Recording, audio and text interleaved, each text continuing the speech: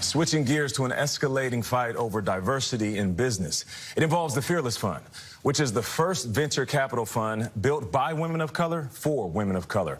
According to the fund, just 0.39% of venture capital funding goes to businesses started by women of color. The Fearless Fund was founded in 2019 to help close that gap by providing funding and support to black female founders. And now it's facing a lawsuit by the American Alliance for Equal Rights. That's a group founded by the conservative activist who was behind the effort to end affirmative action in college admissions.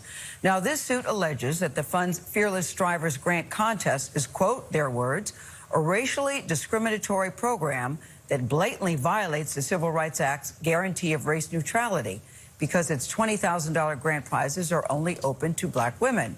We are joined now by Fearless Fund co-founder and CEO. Her name is Ariane Simone. This is her first interview since the lawsuit was filed against her company. Good morning to you, Ariane Simone. Good to have you here at the table. Good morning. Thank you for having me. So what was your first thought when you heard that you and your partners were being sued? My initial thought, I didn't think that this was real, but once I realized that it was, I was aware that it was definitely an attack to dismantle and address our economic freedom as people of color.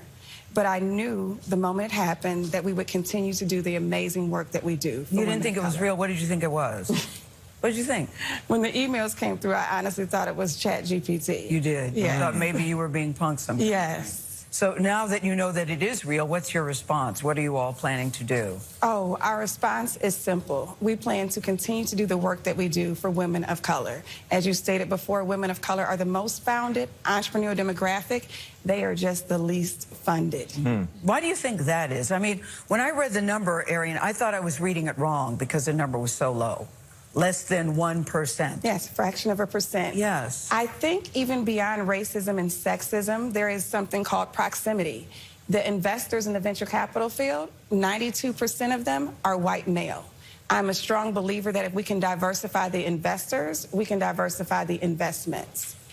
Now, we mentioned that number, 0.39%, and some may listen and say, well, that's something. But according to the fund, in 2022, capital firms deployed $288 billion. So that fraction of 1%, it doesn't make sense when it comes to black women being funded. I never really understood how someone who had a head start in the race would look at those behind them and try to trip them up. What is your message to those that are looking to trip you up? Oh, our message is clear. Our corporate partners stand by us. MasterCard, Bank of America, Ally Bank, JP Morgan Chase, and many others. What have you heard from them? Oh, we've been in touch with all of our investors. They stand by their DEI programs. They stand by their commitments that they've made post-George Floyd to the black community. They are in agreement with the work that they have done and the work they are doing with us. Ariane, what do you, however admirable what do you say to people who say, look, however admirable your goal, however necessary the work you're doing, the law is just not on your side. The law says racial discrimination is bad in all contexts. And then people argue it still is not fair. Well, it's definitely, I would say, unfortunate that things can be twisted. I can't get into the details of the lawsuit, but what I can say that certain laws were definitely put in place to offer economic freedom for people of color, and somehow things can be getting misconstrued. What are you hearing? Oh, go ahead, Tony. I was just going to say that the part of the reason why this conservative activist Edward Bloom is pursuing this is because he just won this big affirmative action case. Yes. In which he got a ruling from the Chief Justice, written by the Chief Justice of the Supreme Court, in which he says eliminating racial discrimination means eliminating all of it. This kind of program that you have, quote, demeans the dignity and worth of a person to be judged by ancestry instead of merit. Well, the problem is this program wouldn't even exist if there wasn't a need for it. The reason why the program exists is due to the racial disparities that exist in venture capital.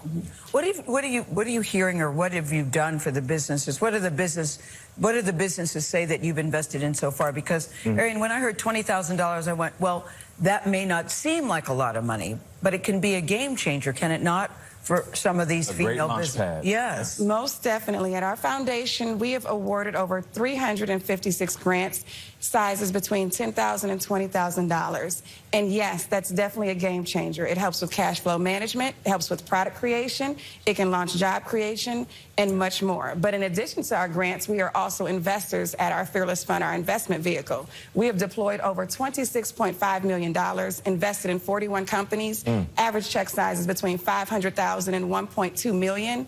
Most definitely, this capital is making an impact. Too bad you're not prepared with the receipts.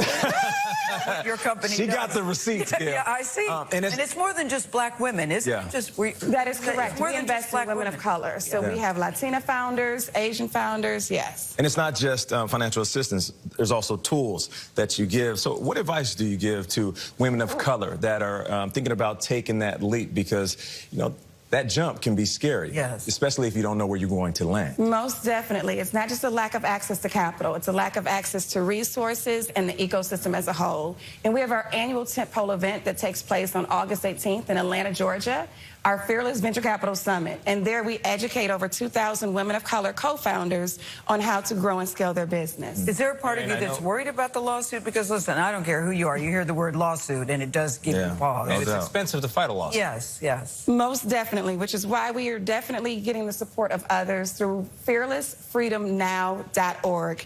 People can join the fight with us. But am I scared? No, I am fearless. Ooh. You clearly are going to fight this lawsuit. You're going to win this lawsuit? Oh, most definitely. All right. Erin Simone, thank you very much. Thank you. Appreciate you being here.